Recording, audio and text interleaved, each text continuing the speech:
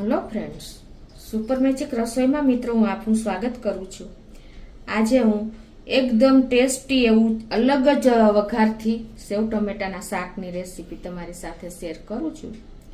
તો તમને ચોક્કસ આ વિડીયો ગમશે, ગમે તો લાઈક કરજો, શેર કરજો અને સબસ્ક્રાઈબ કરવાનું તો ભૂલતા જ નહીં। અને મિત્રો બાજુમાં રહેલું બેલ આઇકનને પણ પ્રેસ કરજો, જેથી કરીને લેટેસ્ટ વિડીયોની માહિતી તમને મળતી રહે। તો હવે એના ઇન્ગ્રેડિયન્ટ મિત્રો આપણે ટમેટા લીધા છે, સેવ છે, ધાણા ભાજી છે, લીમડો છે, મરચું છે, ખાંડ છે, મીઠું છે, કસૂરી મેથી છે, પછી આપણે મલાઈ છે, તમાલપત્ર છે અને રૂટીન મસાલા છે। તો બનાવવાનું ચાલુ કરીએ। તો મિત્રો આપણે સેવ ટમેટાનું શાક બનાવીએ છીએ ને, તે ઘણા બધા શાકના પ્રોબ્લેમ આવે છે અને બાળકો નથી ખાતા હોતા, મોટાઓને પણ એમ જ થાય છે કે આવું શાક હોય, પણ એ બધા જ પ્રશ્નોનું સોલ્યુશન આજે હું તમને શેર કરીશ કે આપણે સેવ ટમેટાનું શાક બનાવીએ છીએ ને ત્યારે સેવ અને ટમેટા સેપરેટ કેમ રહીએ છે, શાકમાં સેવ નાખ્યા પછી શાક ડ્રાય કેમ લાગે છે, સોગી કેમ થઈ જાય છે, શાક પીરસો ત્યારે પાણી કેમ છૂટું પડે છે અને શાક ક્રીમી કે રીચ કેમ નથી લાગતું, શાક ઘણી વખત ફીકું કેમ લાગે છે, આ બધા જ પ્રશ્નોનું સોલ્યુશન આજે હું તમને આ વિડીયોમાં શેર કરું છું મિત્રો। તો એન્ડ સુધી જોડાયેલા રહેજો। તો બનાવવાનું ચાલુ કરીએ। મિત્રો આજે આપણે આ ટમેટાનું શાક ટમેટાના પ્યુરી અને પીસ સાથે બનાવશું અને જે એક સ્પેશિયલ ગ્રેવી સાથે જ બનશે। તો પહેલા તો આપણે આ જે 4 ટમેટા લીધા છે, જે વજનમાં 300 ગ્રામ છે, તો 2 ટમેટાના આપણા પીસ કરશું અને 2 ટમેટાની પ્યુરી કરશું।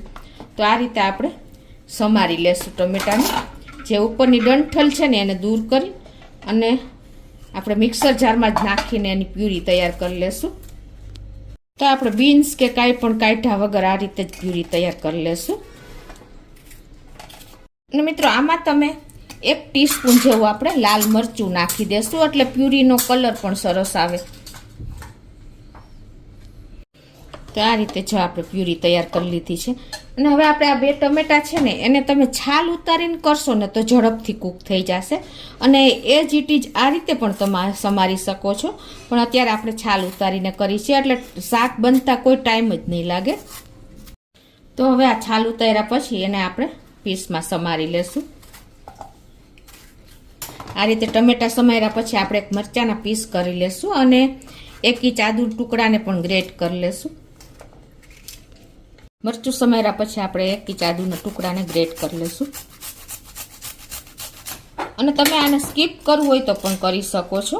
એ જ રીતે આપણે ધાણા ભાજીને પણ 2 ટેબલ સ્પૂન જેવી સમારી લેશું। મિત્રો આમાં ધાણા ભાજીની જે ડંઠલ હોય છે ને એને તમારે ક્યારે ફેંકી નહીં દેતા, આ રીતે ઝીણી ઝીણી સમારીને તમે શાકમાં નાખશો ને તો એનો ટેસ્ટ બહુ સરસ આવશે। આ રીતે આપણે બધું સમારી લીધું છે। હવે આપણે ડાયરેક્ટ મસાલા તેલમાં એડ નહીં કરતા, એની એક આપણે પેસ્ટ કરી લેશું। તો 1 ટીસ્પૂન જેવું આપણે મસાલામાં પ્યુરીમાં નાખ્યું છે લાલ મરચું અને 1 ટીસ્પૂન આપણે આવી રીતે પાણીમાં નાખીને તૈયાર કરશું। અડધી ટીસ્પૂન હળદર, 1 ટીસ્પૂન ધાણા જીરું અને આને આપણે 2 ટેબલ સ્પૂન જેવું પાણી નાખીને અને એક પેસ્ટ તૈયાર કરી લેશું। આ રીતે આપણે પેસ્ટ તૈયાર કરી લીધી છે। હવે આપણે વઘાર કરશું। તો મિત્રો શાકનો ટેસ્ટ શાકના વઘારમાં જ હોય છે, તો ગેસ ઓન કરી અને ગેસની ફ્લેમ સ્લો રાખશું અને આપણે શાક ટમેટાના શાકમાં થોડું ચડિયાતું તેલ હશે ને તો સરસ લાગશે। તો અત્યારે આપણે 4 ટેબલ સ્પૂન જેવું તેલ મૂકી દેશું અને તેલને ગરમ થવા દેશું। તો આપણું તેલ પણ ગરમ થઈ ગયું છે। 1 ટીસ્પૂન જેવી રાઈ, 1 ટીસ્પૂન જીરું અને 1 તમાલપત્ર, 2 પિંચ જેવી હિંગ નાખીને અને હવે એમાં આપણે 1 લીમડાના પત્તા નાખી દેશું, ડાળીના 5 થી 6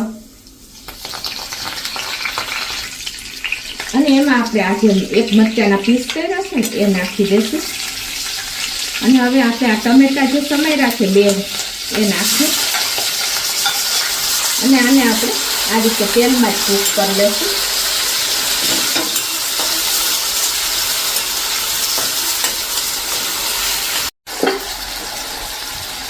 તો આપણે ટમેટા જો કે છાલ ઉતારી છે એટલે ઝડપથી કૂક થઈ જશે. તો પણ આપણે અત્યારે 1 ટીસ્પૂન જેવું મીઠું નાખી દઈશું અને ટમેટા કૂક 1 થી 2 મિનિટ થવા દઈશું આ રીતે તેલમાં.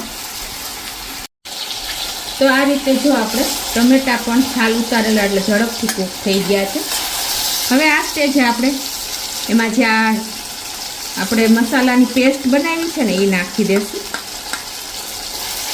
આ રીતે તમે તેલમાં નાખશો ને પેસ્ટ બનાવેલી એટલે તમારા મસાલા પણ નહીં દાજે અને કલર પણ સરસ આવશે. આ રીતે જો આપણે પેસ્ટ નાખીને તેલ મસાલાની એટલે એકદમ સરસ આપણો કલર પણ આવી ગયો છે અને મસાલા પણ નહીં દાજે.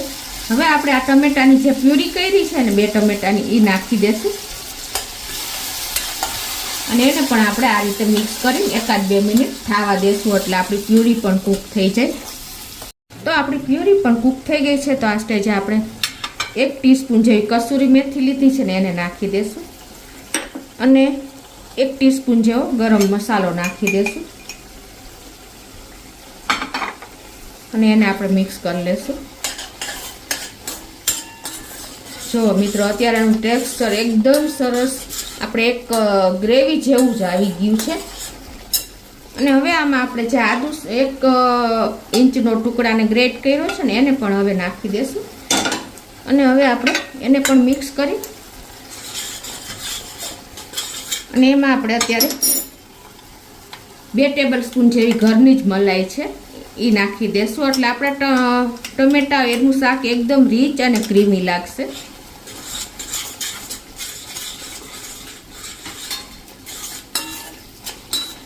અને આને આપણે 1 મિનિટ આ રીતે કૂક કરશું. હવે આપણે ખટાશને બેલેન્સ કરવા માટે આપણે કાઠિયાવાડી શાક હંમેશા ગળચટું હોય છે એટલે 1 ચમચી જેવી આપણે સાકર નાખી દઈશું. સાકર કે ખાંડ કોઈ પણ તમે નાખી શકો છો અને એને આપણે મિક્સ કરી લેશું. અને ઓલરેડી આપણું જો તેલ પણ છૂટું પડી ગયું છે અને સરસ આપણું શાક પણ કૂક થઈ ગયું છે. તો હવે આ સ્ટેજે આપણે 1 કપ જેવું પાણી નાખી દઈશું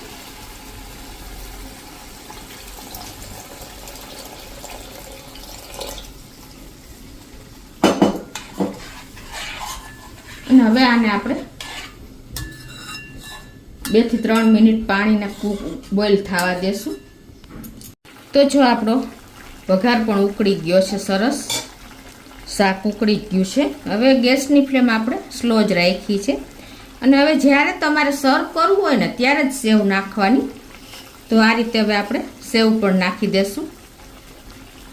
તો હવે જ્યાં અત્યારે મેં 1 કપ જાડી સેવ લીધી છે, મોટી સેવ આવે ને એ, તો એને પણ આપણે આ રીતે નાખી અને એને આપણે 1 મિનિટ આ રીતે ઉપર તેલ આવે ને ત્યાં સુધી એને ઢાંકી દેશું. તો 1 મિનિટ થઈ ગઈ છે અને જો આપણે તેલ પણ છૂટું પડી ગયું છે તો ગેસને બંધ કરી દેશું અને હવે આપણે થોડી એવી ઉપરથી ધાણા ભાજી નાખી દેશું. જો મિત્રો એકદમ આપણું શાક ટેસ્ટી બન્યું છે અને ઉપરથી આપણે ડેકોરેશન કરી દેશું ધાણા ભાજીથી. તો હવે આપણું શાક રેડી છે મિત્રો. એક સ્પેશિયલ ગ્રેવી જેવું થીક બન્યું છે આપણું ટમેટાનું શાક. તો આપણે એને સર્વ પણ કરી દેશું.